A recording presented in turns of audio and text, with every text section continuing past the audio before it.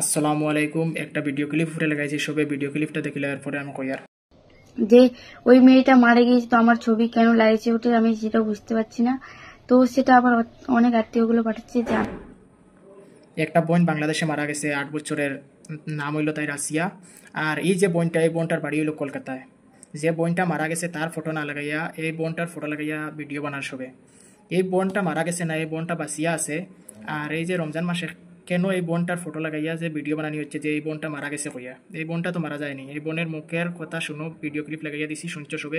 8 বছরের বালিকা, নাম তার আসিয়া, বাড়ি মাগুরা। রমজান মাসে স্কুল বন্ধ থাকায় বাড়িতে একা একা বোরিং হওয়ায় একটু আনন্দের জন্য, একটু বিনোদনের জন্য গিয়েছিল তার আপন বোনের বাড়িতে। কিন্তু সেখানে মজা লুটিয়ে নিল, আনন্দ লুটিয়ে নিল তার আপন দুলাভাই, তার বেয়াই, তার তালই। নাউজুবিল্লাহ। বড় আফসোস হয়, এমনও দিন দেখতে হচ্ছে আমাদের এই বাংলাদেশে।